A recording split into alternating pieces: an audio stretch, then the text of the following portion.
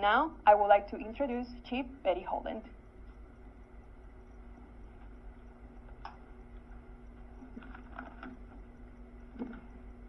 Good afternoon. Thank you for joining us today and allowing us to provide an update on our investigation into Madeline Soto's disappearance and death. Madeline was reported missing on Monday, February 26, 2024, just one day after her 13th birthday. Since then, our investigation has been relentless, fueled by the unwavering commitment to uncover the truth.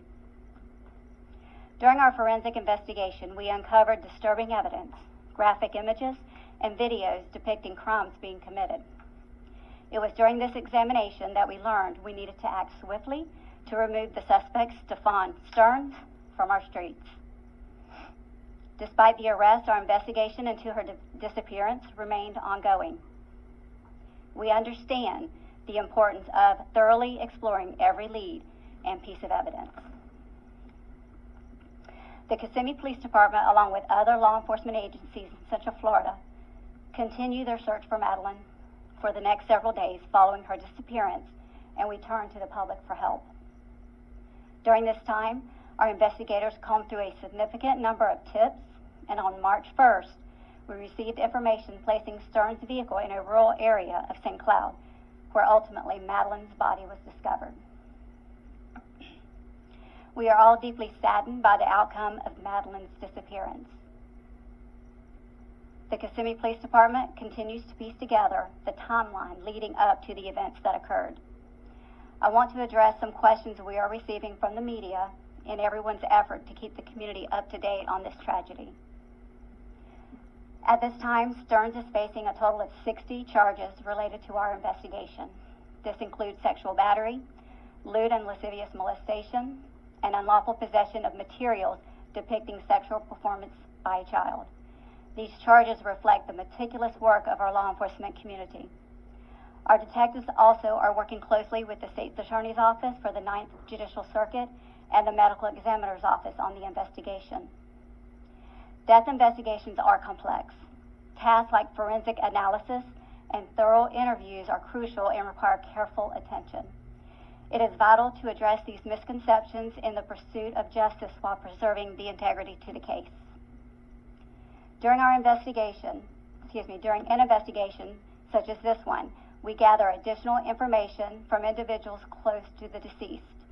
Each person interviewed is treated as involved until proven otherwise. This is a standard protocol to ensure all the facts are uncovered. During our investigation, we have interviewed many individuals. Each interview has been vital to our understanding of the case. We are reviewing all of the information we received and are following up on every lead. Attention to detail and the diligence are the most important aspects of this investigation.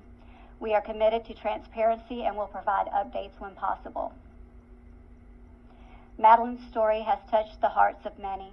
Rest assured, our department is diligently working on the investigation, and while we appreciate the public's interest, we must prioritize the integrity of the investigation. We appreciate your support and understanding as we gather the facts. We intend to release additional information in the future, providing more details that we do not compromise the ongoing investigation.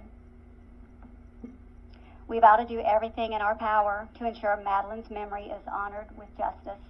Our detectives are dedicated to pursuing every lead, uncovering every fact, and holding those responsible accountable. Now I will open it up for any questions. Chief, I have a question.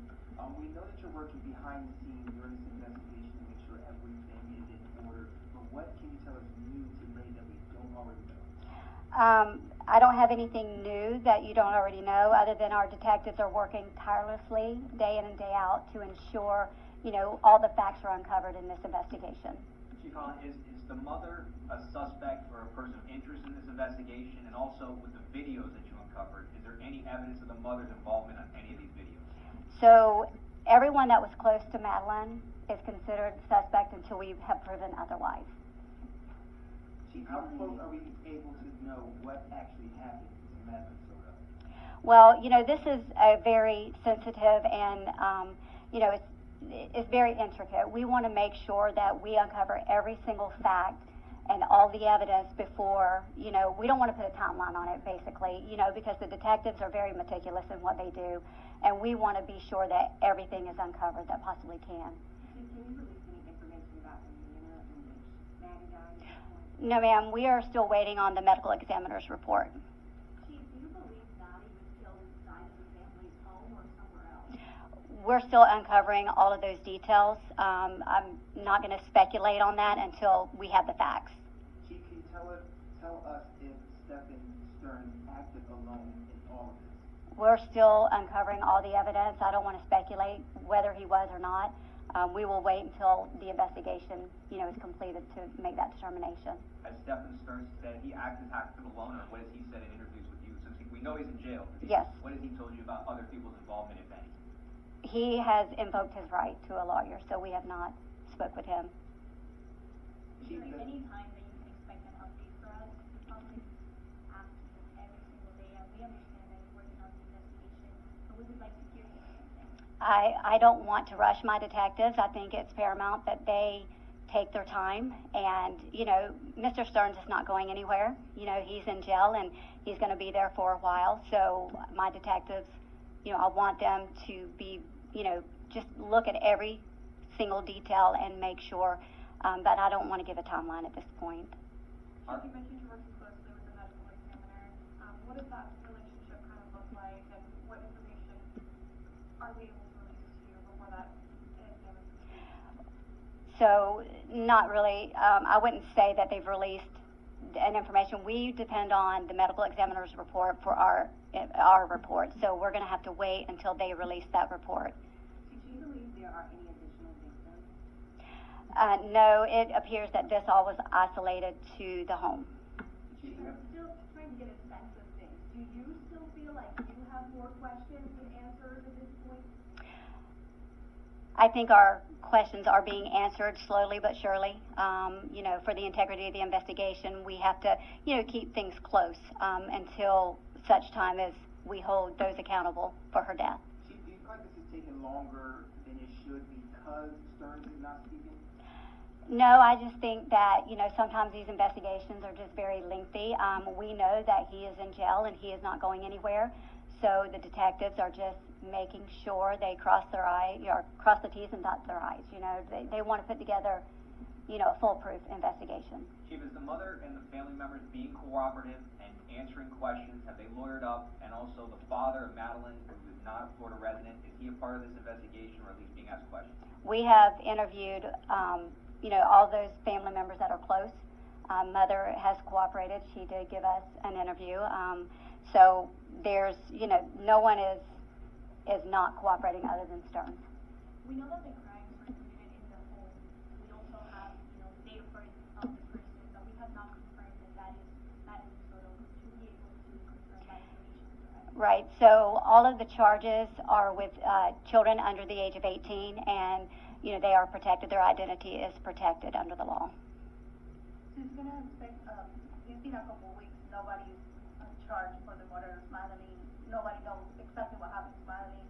We just can expect in the couple days someone's gonna face charge for the murder of Madeline Soto. When the detectives put their case together, like I said before, they want to ensure their investigation is tight. We're working, hand in hand with the state attorney's office to ensure, every piece of evidence is revealed and uncovered. So I can't put a timeline on when that might be. And Chief, with his cell phone, there's just one thing to understand here. So he originally went to the Orange County Sheriff's Office. At least that's what we understand. He gave the cell phone to the Orange County Sheriff's Office. The Sheriff's Office then found something on his phone which led to an arrest. In the arrest affidavit from Kissimmee PD, it says he offered his phone freely to Kissimmee PD. Can you kind of explain how that happened? Because I just have a tough time understanding how somebody who's been arrested for something on his phone freely gives a phone up again. Well, I don't know the intricate details of. I do know that the Orange County Sheriff's Office and Kissimmee Police Department were working hand in hand, during, the actual disappearance investigation. So I don't want to speak on exactly how that happened, but it's not uncommon for us to ask someone if they want to, give up their phone. Chief, is there anything in particular that keeps you up at night regarding this case? Well, a lot of things keep me up at night. My takeaway from this is talk to your children, families, talk to your kids. Know that there are agencies out there, the abuse hotline, Help Now, that people can report suspicion to. And I would encourage mothers and fathers to have those conversations with the kids and be aware. Last question. Have you guys investigated this family before? Not for anything like this, no ma'am.